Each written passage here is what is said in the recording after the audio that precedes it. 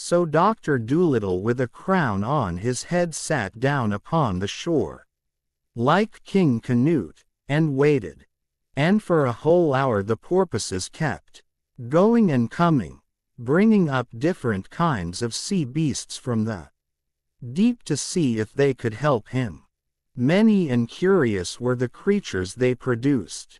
It would seem, however, that there were very few things that spoke shellfish except the shellfish themselves. Still, the porpoises grew a little more hopeful when they discovered a very old sea urchin, a funny, ball-like, little fellow, with long whiskers all over him, who said he could not speak pure shellfish, but he used to understand starfish, enough to get along. When he was young, this was coming nearer, even if it wasn't anything to go crazy about. Leaving the urchin with us, the porpoises went off once more to hunt up a starfish. They were not long getting one, for they were quite common in those parts. Then, using the sea urchin as an interpreter, they questioned the starfish. He was a rather stupid sort of creature, but he tried his best to be helpful, and after a little patient examination we found to our delight that he could speak shellfish moderately well. Feeling quite encouraged, the doctor and I now got into the canoe, and, with the porpoises, the urchin and the starfish swimming alongside, we paddled very gently out till we were close under the towering shell of the great snail, and then began the most curious conversation I have ever witnessed. First the starfish would ask the snail something, and whatever answer the snail gave, the starfish would tell it to the sea urchin. The urchin would tell it to the porpoises, and the porpoises would tell it to the doctor. In this way we obtained considerable information, mostly about the very ancient history of the animal kingdom. But we missed a good many of the finer points in the snail's longer speeches on account of the stupidity of the starfish, and all this translating from one language to another. While the snail was speaking, the doctor and I put our ears against the wall of his shell and found that we could in this way hear the sound of his voice quite plainly. It was, as the fidget had described, deep and bell-like, but of course we could not understand a single word he said. However, the doctor was by this time terrifically excited about getting near to learning the language he had sought so long, and presently, by making the other fishes repeat over and over again short phrases which the snail used, he began to put words together for himself. You see, he was already familiar with one or two fish languages, and that helped him quite a little. After he had practiced for a while like this, he leant over the side of the canoe and, putting his face below the water, tried speaking to the snail direct. It was hard and difficult work, and hours went by before he got any results. But presently I could tell by the happy look on his face that little by little he was succeeding.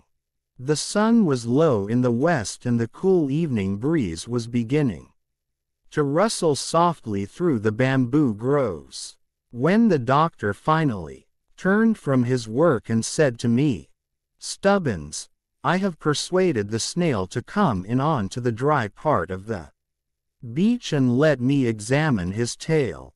Will you please go back to the town and tell the workmen to stop working on the theater for today? Then go on to the palace and get my medicine bag. I think I left it under the throne in the audience chamber. And remember, Polynesia whispered as I turned away, not a word to a soul.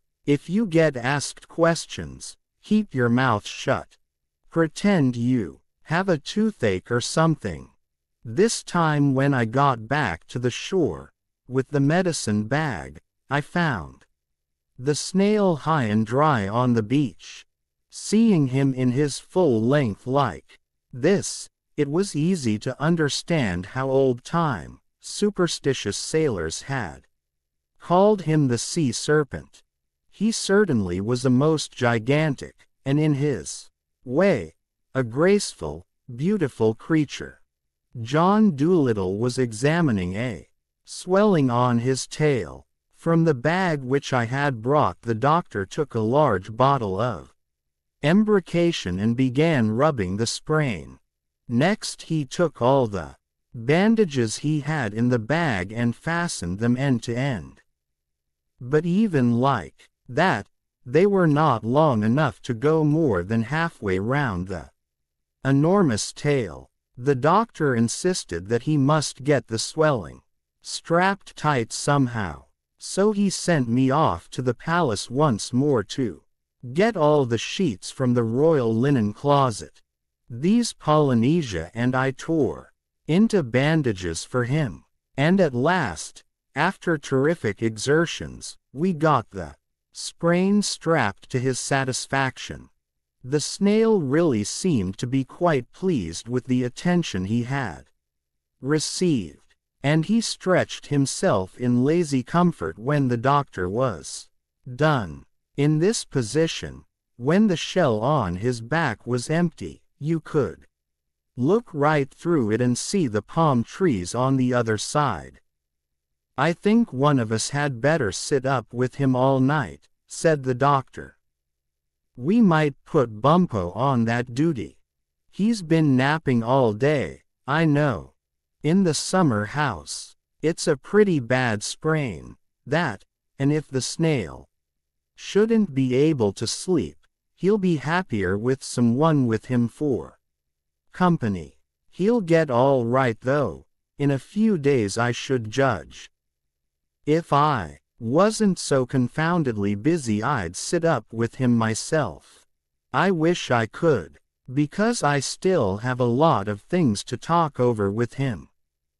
But doctor, said Polynesia as we prepared to go back to the town, you ought to take a holiday. All kings take holidays once in the while. Every one of them. King Charles, for instance. Of course Charles was before your time, but he was always holiday making.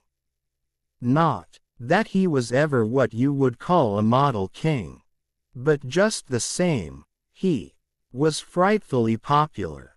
Everybody liked him, even the golden carp in the fish pond at Hampton Court.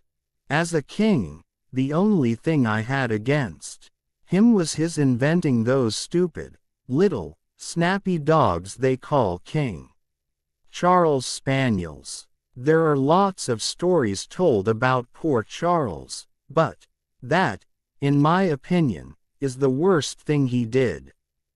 However, all this is beside the point. As I was saying, kings have to take holidays the same as anybody else. And you haven't taken one since you were crowned, have you now? No, said the doctor. I suppose that's true. Well, now I tell you what you do, said she. As soon as you get back to the palace you publish a royal proclamation that you are going away for a week into the country for your health. And you're going without any servants, you understand, just like a plain person. It's called traveling incognito. When kings go off like that, they all do it. It's the only way they can ever have a good time.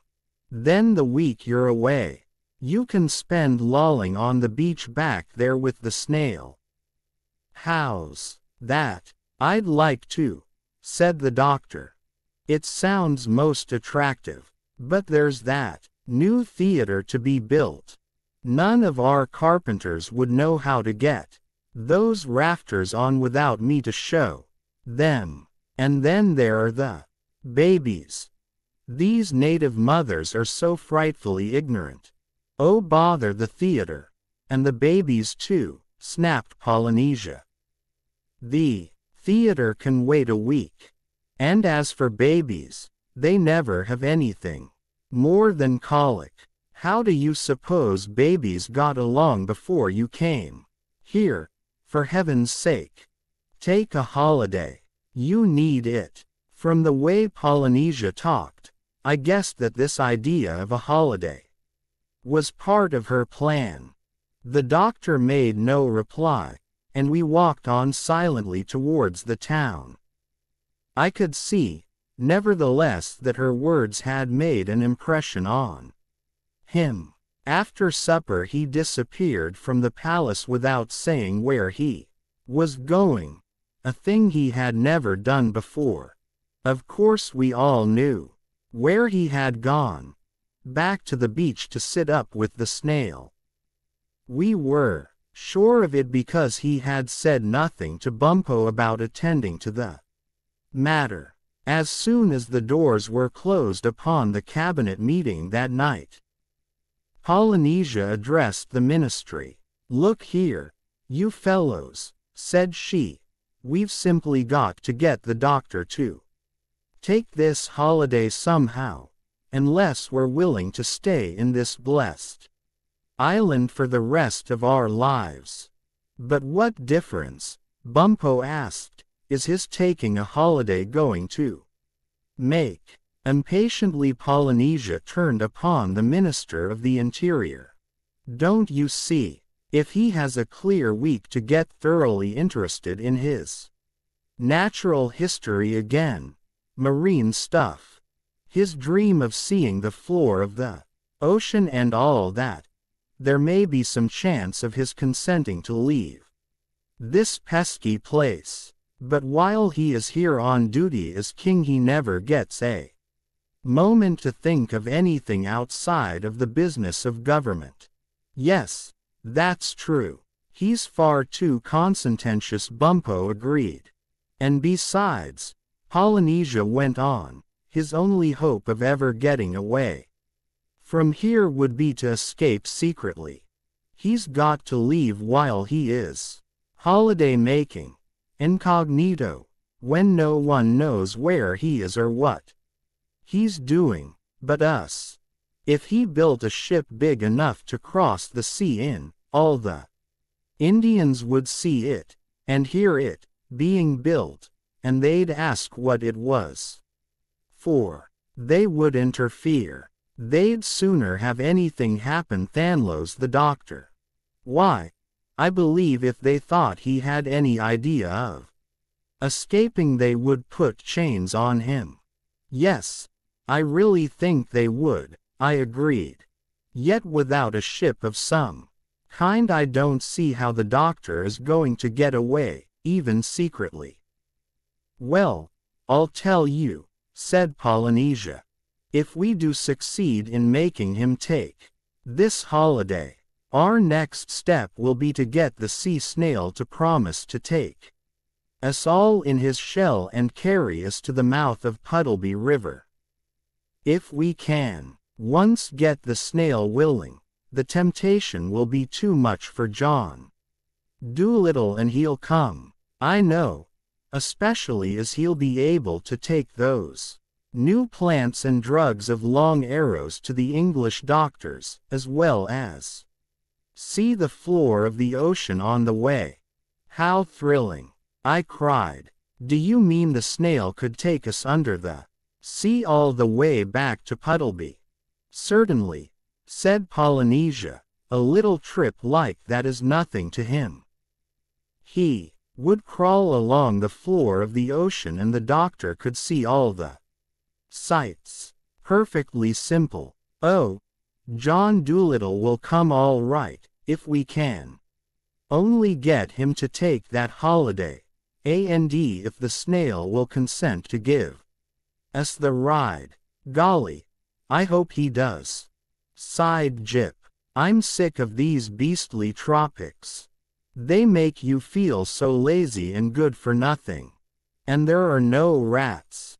Or anything here. Not that a fellow would have the energy to chase. Even if there were. Wouldn't I be glad to see old Puddleby in the garden again. And won't Dab be glad to have us back. By the end of next month, said I, it will be 2 whole years since we left England, since we pulled up the anchor at Kingsbridge and bumped our way out into the river, and got stuck on the mud bank, added Chi-Chi in a dreamy, far away voice. Do you remember how all the people waved to us from the river wall? I asked. Yes. And I suppose they've often talked about us in the town since, said Jip, wondering whether we're dead or alive. Well, you can guess how glad we were when next morning the doctor, after his all-night conversation with the snail, told us that he had made up his mind to take the holiday. A proclamation was published right away by the town crier that His Majesty was going into the country for a 7-day rest, but that during his absence the palace and the government offices would be kept open as usual. Polynesia was immensely pleased. She at once set quietly to work, making arrangements for our departure, taking good care the while that no one should get an inkling of where we were going, what we were taking with us, the hour of our leaving or which of the palace gates we would go out by. Cunning old schemer that she was, she forgot nothing. And not even we, who were of the doctor's party, could imagine what reasons she had for some of her preparations.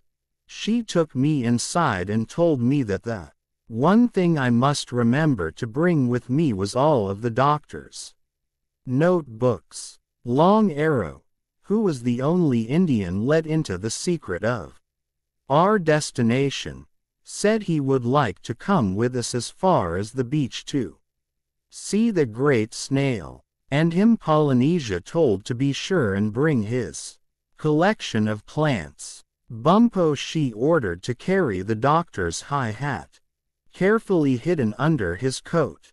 She sent off nearly all the footmen who were on night duty to do errands in the town, so that there should be as few servants as possible to see us leave. And midnight, the hour when most of the town's people would be asleep, she finally chose for our departure. We had to take a week's food supply with us for the royal holiday. So, with our other packages, we were heavy laden when on the stroke of 12 we opened the west door of the palace and stepped cautiously and quietly into the moonlit garden. Tiptoe incognito, whispered Bumpo as we gently closed the heavy doors behind us. No one had seen us leave.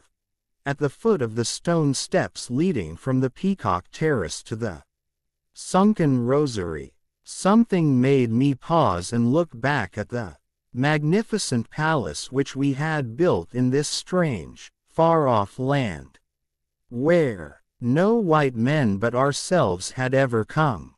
Somehow I felt it in my bones that we were leaving it tonight, never to return again. And I wondered what other kings and ministers would dwell in its splendid halls when we were gone. The air was hot, and everything was deadly still but for the gentle splashing of the tame flamingos paddling in the lily pond. Suddenly the twinkling lantern of a night watchman appeared round the corner of a cypress hedge.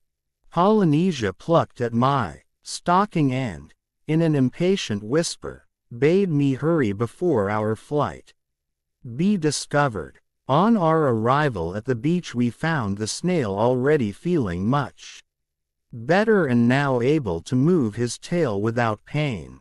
The porpoises, who are by nature inquisitive creatures, were still hanging about in the offing to see if anything of interest was going to happen.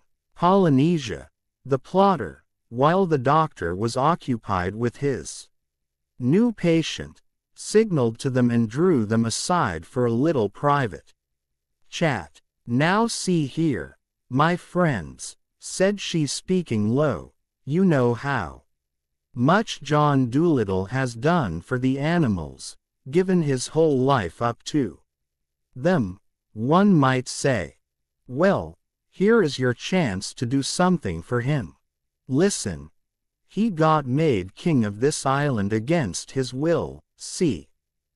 And now that he has taken the job on, he feels that he can't leave it, thinks the Indians won't be able to get along without him, and all that, which is nonsense, as you and I very well know.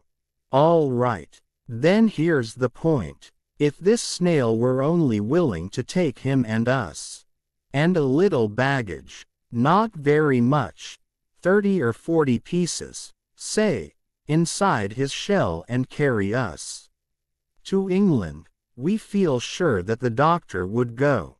Because he's just crazy to mess about on the floor of the ocean. What's more, this would be his one and only chance of escape from the island. Now it is highly important that the doctor return to his own country to carry on his proper work, which means such a lot to the animals of the world. So, what we want you to do is to tell the sea urchin to tell the starfish to tell the snail to take us in his shell and carry us to Puddleby River. Is that plain? Quite, said the porpoises. And we will willingly do our very best to persuade him, for it is, as you say, a perfect shame for the great man to be wasting his time here when he is so much needed by the animals. And don't let the doctor know what you're about, said Polynesia as they started to move off. He might balk if he thought we had any hand in it. Get the snail to offer on his own account to take us.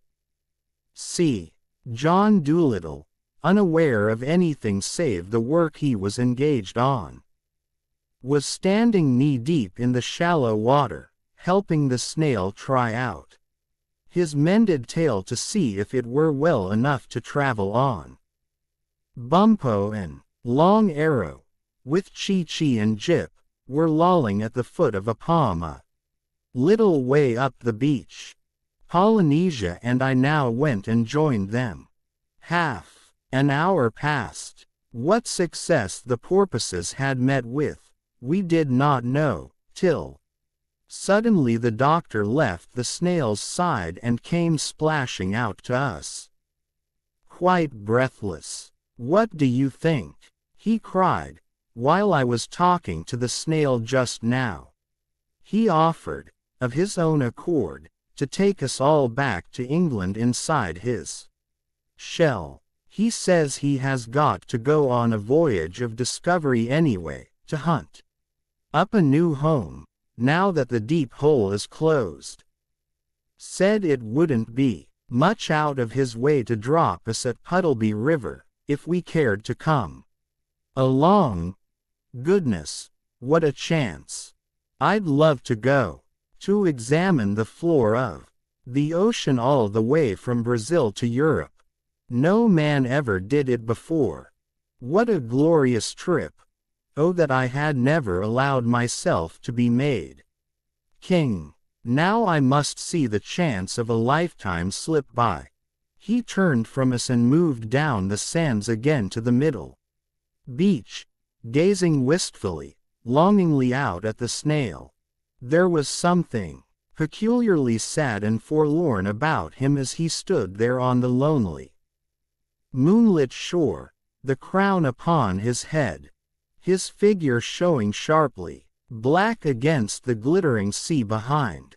Out of the darkness at my elbow Polynesia rose and quietly moved down to his side. "Now, doctor," said she in a soft, persuasive voice as though she were talking to a wayward child. "You know this king business is not your real work in life. These natives will be able to get along without you. Not so well as they do with you, of course, but they'll manage the same as they did before you came. Nobody can say you haven't done your duty by them. It was their fault. They made you king. Why not accept the snail's offer and just drop everything now and go?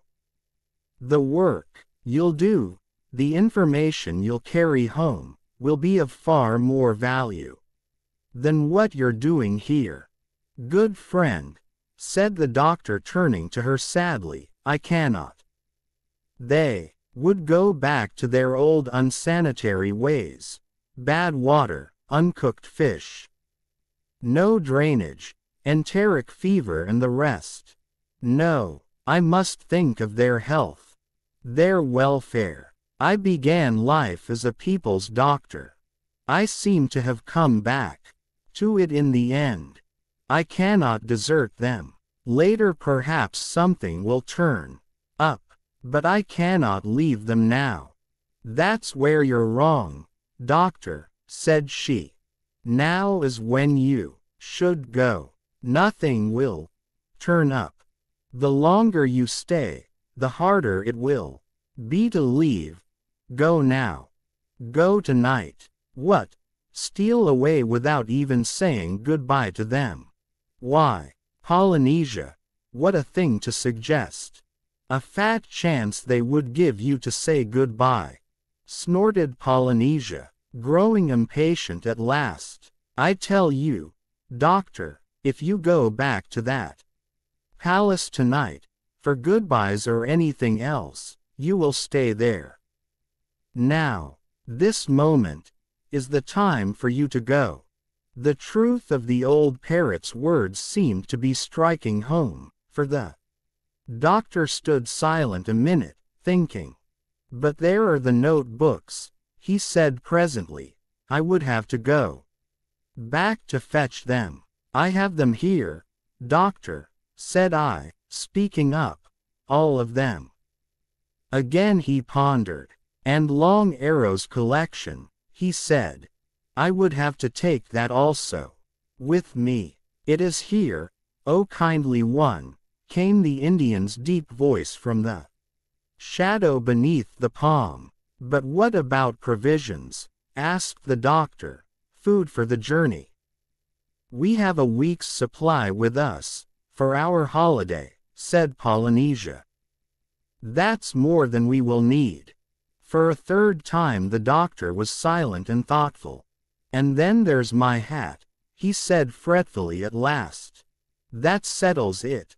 I'll have to go back to the palace. I can't leave without my hat. How could I appear in Puddleby with this crown on my head?" "Here it is, doctor," said Bumpo, producing the hat, old, battered and beloved, from under his coat. Polynesia had indeed thought of everything. Yet even now we could see the doctor was still trying to think up further excuses. "O kindly one," said Long Arrow, "why tempt ill fortune? Your way is clear. Your future and your work beckon you back to your foreign home. Beyond the sea. With you will go also what lore I too have gathered for mankind, to lands where it will be of wider use than it can ever hear. I see the glimmerings of dawn in the eastern heaven. Day is at hand. Go, before your subjects are abroad. Go before your project is discovered. For truly I believe that if you go not now you will linger the remainder of your days a captive king in Popsipetel. Great decisions often take no more than a moment in the making." Against the now paling sky I saw the doctor's figure suddenly stiffen. Slowly he lifted the sacred crown from off his head and laid it on the sands. And when he spoke his voice was choked with tears. "They will find it here," he murmured, "when they come to search for me. And they will know that I have gone. My children, my poor children, I wonder will they ever understand why it was I left them? I wonder will they ever understand, and forgive." He took his old hat from Bumpo, then facing Long Arrow, gripped his outstretched hand in silence. "You decide aright, O kindly one," said the Indian, "though none will miss and mourn you more than Long Arrow, the son of Golden Arrow. Farewell, and may good fortune ever lead you by the hand." It was the first and only time I ever saw the doctor weep. Without a word to any of us, he turned and moved down the beach into the shallow water of the sea. The snail humped up its back and made an opening between its shoulders and the edge of its shell. The doctor clambered up and passed within. We followed him, after handing up the baggage. The opening shut tight with a whistling suction noise. Then turning in the direction of the east, the great creature began moving smoothly forward, down the slope into the deeper waters. Just as the swirling dark green surf was closing in above our heads, the big morning sun popped his rim up over the edge of the ocean. And, through our transparent walls of pearl we saw the watery world about us suddenly light up with that most wondrously colorful of visions, a daybreak beneath the sea. The rest of the story of our homeward voyage is soon told. Our new quarters we found very satisfactory. Inside the spacious shell, the snail's wide back was extremely comfortable to sit and lounge on. Better than a sofa, when you once got accustomed to the damp and clammy feeling of it. He asked us, shortly after we started, if we wouldn't mind taking off our boots, as the hobnails in them hurt his back as we ran excitedly from one side to another to see the different sights. The motion was not unpleasant, very smooth and even, in fact, but for the landscape passing outside, you would not know, on the level going, that you were moving at all. I had always thought for some reason or other that the bottom of the sea was flat. I found that it was just as irregular and changeful as the surface of the dry land. We climbed over great mountain ranges, with peaks towering above peaks. We threaded our way through dense forests of tall sea plants. We crossed wide empty stretches of sandy mud, like deserts, so vast that you went on for a whole day with nothing ahead of you but a dim horizon. Sometimes the scene was moss-covered, rolling country, green and restful to the eye like rich pastures, so that you almost looked to see sheep cropping on these underwater downs. And sometimes the snail would roll us forward inside him like peas, when he suddenly dipped downward to descend into some deep secluded valley, with steeply sloping sides. In these lower levels we often came upon the shadowy shapes of dead ships, wrecked and sunk heaven only knows how many years ago. And, passing them we would speak in hushed whispers like children seeing monuments in churches. Here too, in the deeper, darker waters, monstrous fishes, feeding quietly in caves and hollows would suddenly spring up, alarmed at our approach, and flash away into the gloom with the speed of an arrow. While other bolder ones, all sorts of unearthly shapes and colors, would come right up and peer in at us through the shell. I suppose they think we are a sort of sand aquarium, said Bumpo. I'd hate to be a fish. It was a thrilling and ever-changing show. The doctor wrote or sketched incessantly. Before long we had filled all the blank notebooks we had left. Then we searched our pockets for any odd scraps of paper on which to jot down still more observations. We even went through the used books a second time, writing in between the lines, scribbling all over the covers, back and front. Our greatest difficulty was getting enough light to see by. In the lower waters it was very dim. On the third day we passed a band of fire eels, a sort of large, marine glow-worm, and the doctor asked the snail to get them to come with us for a way. This they did, swimming alongside, and their light was very helpful, though not brilliant. How our giant shellfish found his way across that vast and gloomy world was a great puzzle to us. John Dolittle asked him by what means he navigated, how he knew he was on the right road to Puddleby River, and what the snail said in reply got the doctor so excited that, having no paper left, he tore out the lining of his precious hat and covered it with notes. By night of course it was impossible to see anything, and during the hours of darkness the snail used to swim instead of crawl. When he did so he could travel at a terrific speed, just by waggling that long tail of his. This was the reason why we completed the trip in so short a time. 5.5 days. The air of our chamber, not having a change in the whole voyage, got very close and stuffy, and for the first 2 days we all had headaches. But after that we got used to it and didn't mind it in the least. Early in the afternoon of the 6th day, we noticed we were climbing a long gentle slope. As we went upward it grew lighter. Finally we saw that the snail had crawled right out of the water altogether and had now come to a dead stop on a long strip of gray sand. Behind us we saw the surface of the sea rippled by the wind. On our left was the mouth of a river with the tide running out, while in front, the low flat land stretched away into the mist, which prevented one from seeing very far in any direction. A pair of wild ducks with craning necks and whirring wings passed over us and disappeared like shadows.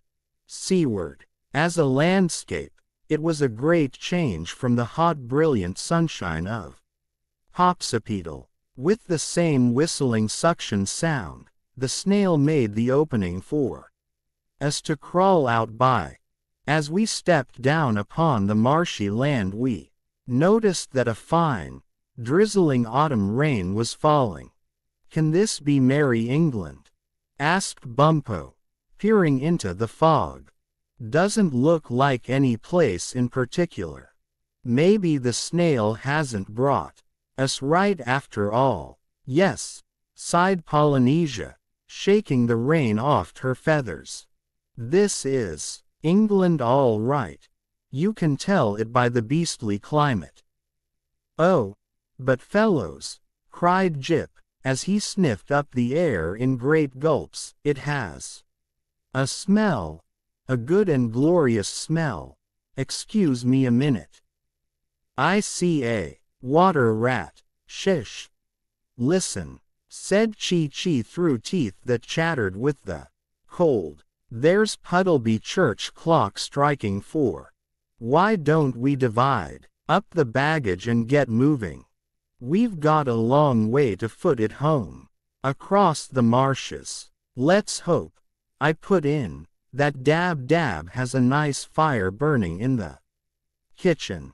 I'm sure she will, said the doctor as he picked out his old handbag. From among the bundles, with this wind from the east she'll need it too. Keep the animals in the house warm.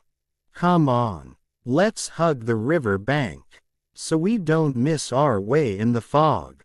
You know, there's something rather attractive in the bad weather of England, when you've got a kitchen fire to look forward to.